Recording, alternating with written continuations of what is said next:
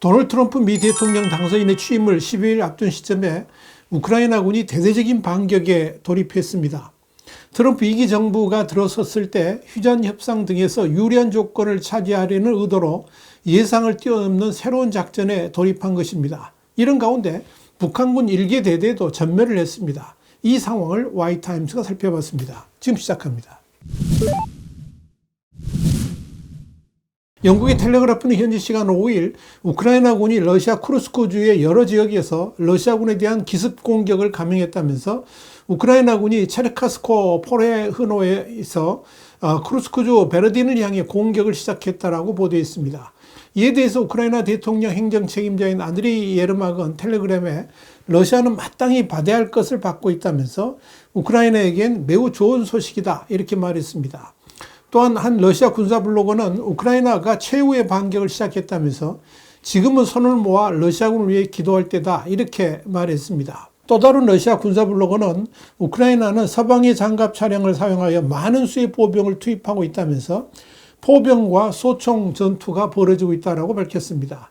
이와 함께 40만 명의 구독자를 보유한 러시아 군사 채널 워크키트는 우크라이나가 쿠르스크주 글루시코프스키 지구 국경 너머 수미주에 군대를 증강했다라고 밝혔습니다. 우크라이나군 허위정보대응센터의 안드리 코블렌코는 공격을 받은 러시아군이 공황 상태에 빠져 있다면서 러시아군이 우크라이나군의 여러 전선에서 동시에 공격을 받았기 때문에 우왕좌왕하고 있으며 그야말로 러시아군에게는 예상치 못하는 일이 벌어지고 있다고 평가했습니다. 그러나 러시아군의 반격에 대해 텔레그램 채널 라이마르는 우크라이나가 수개월간 전선을 따라 반격을 준비했으며 러시아군이 이를 격퇴할 준비가 되어 있다면서 주요 반격 방향은 아직 명확하지 않으며 쿠르스크 지역 점령지에서의 기동은 기만적일 수 있다 이렇게 보도를 했습니다. 이런 우크라이나군의 대진격 작전에 대해서 크렘린의 연설문 작성자인 세르게이 마르코프는 우크라이나가 쿠르스크 지역에서 벌인 반격은 도널드 트럼프에게 좋은 인상을 주기 위한 홍보 전략이라면서 우크라이나가 쿠르스크 지역에서 반격을 개시한 것은 차기 미국 대통령에게 러시아와 싸울 능력이 있다는 것을 보여주기 위한 것일 뿐이다 이렇게 주장했습니다. 그는 이어서 젤렌스키의 논리는 자신의 정치적인 이유로 트럼프에게 우크라이나 군대가 강력하고 러시아에 항복할 필요가 없다는 것을 보여주고 싶어 한다는 것이다 이렇게 설명을 했습니다. 한편 러시아 쿠르스크 전선에 파병된 북한군이 불과 이틀 사이에 한 개 대대가 전멸하는 손실을 입었다라고 볼로디미르 젤렌스키 우크라이나 대통령이 주장했습니다. 우크라이나 현지 매체인 RBC 우크라이나는 현지 시간 4일 젤렌스키 대통령이 이날 밤 정례 영상 연설을 통해서 쿠르스크주 마음노카 마을에서 전투가 벌어졌다고 밝혔다라고 보도했습니다. 젤렌스키 대통령이 이어서 3일과 4일 쿠르스크 마음노카 인근에서 러시아군이 북한군 보병과 러시아 낙하산 부대로 이루어진 한 개 대대를 잃었다면서 이는 의미 있는 일이다 이렇게 밝혔습니다. 다만 젤렌스키 대통령은 구체적인 설명을 추가로 내놓지는 않았습니다.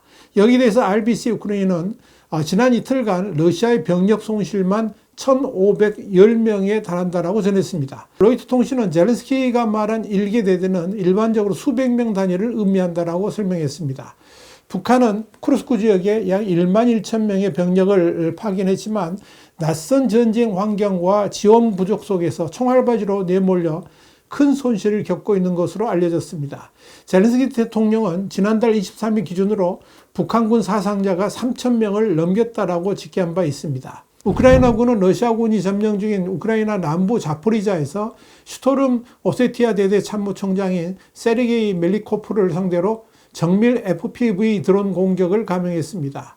이 우크라이나 현지 매체인 유로마이다는 현지 시간 5일 우크라이나 중앙정보국 HUR이 이날 크라켄 부대가 스톰 오세티아 대대 참모총장 세르게이 멜리코프와 그의 운전사를 성공적으로 제거했다고 보고했다면서 슈토르미 오세티아 대대는 러시아 429 차량과 소총 연대의 공격 부대다 이렇게 보도했습니다. 유로마이다는 이어서 이 작전은 지난 12월 29일 우크라이나 남부 자포리자 주 점령지의 바실리프카 토크마크 고속도로에서 진행되었다면서 HUR의 활동작전 부서는 점령지에서 러시아 지휘관의 경로와 이동 일정을 자세히 설명하는 작전 정보를 입수했다라고 밝혔습니다. 유로마이다는 이 정보를 사용하여 드론 운영자들은 FPV 드론 매복을 계획했다 하면서 운영자들은 먼저 멜리코프 같은 UAG 패트리엇 차량을 표적 삼아 운전자들을 놀라게 했으며 HUR은 겁에 질린 러시아 운전자가 갑자기 진로를 바꿔 차량이 도랑으로 휘청거리게 했고 그곳 군 정보부 운영자들이 가미가제 드론으로 앞 유리창을 쳤는데 두 침략자 모두 공격에서 제거되었다라고 설명을 했습니다.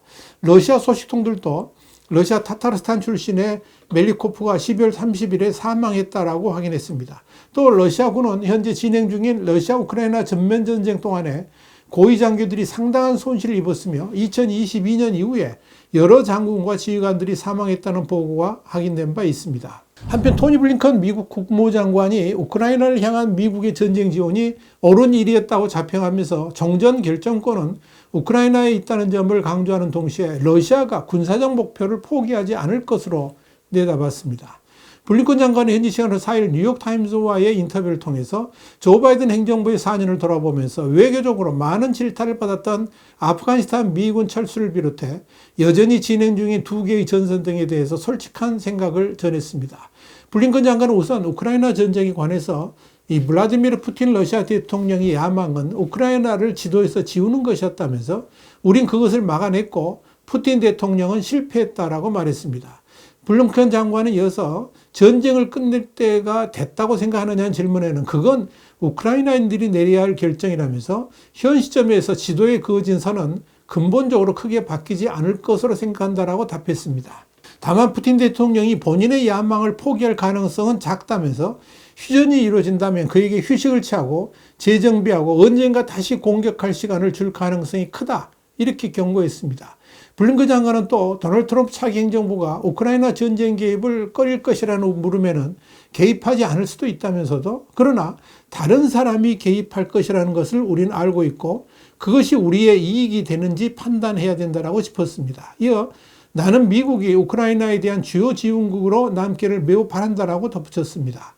블링컨 장관은 이스라엘의 가자지구 전쟁에 대해서도 이스라엘 대응이 극단적이었다는 지적에 그것이 우리가 인질을 되찾고 휴전하는 방법을 찾기 위해 온 힘을 다한 이유다라고 답했습니다.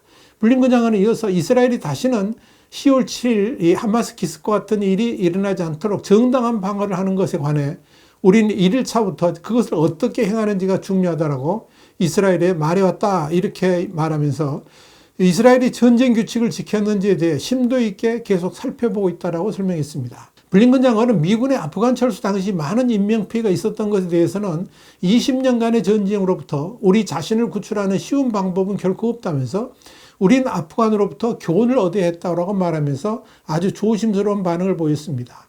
이어 실제로 우린 레바논, 이스라엘, 수단 등 이후 벌어진 위기에서 아프간 교훈을 바탕으로 많은 공고사항을 실행에 옮겼다라고 덧붙였습니다. 블링컨 장관은 더불어 파이낸셜 타임스와 별도로 진행된 인터뷰에서는 바이든 정부 시절 가장 크게 만족하는 부분은 동맹을 재건한 것이라면서 한국, 일본, 호주, 뉴질랜드 등 인도태평양 4개국이 북대서양조약기구 그러니까 나토 정상회의에 초청이 됐고 이젠 대서양 횡단 동맹은 과거에는 상상도 할 수 없었던 중국 비판을 하고 있다 그러면서 한국을 언급하기도 했습니다. 와이타임스 국제정세 분석의 주북이었습니다. 감사합니다.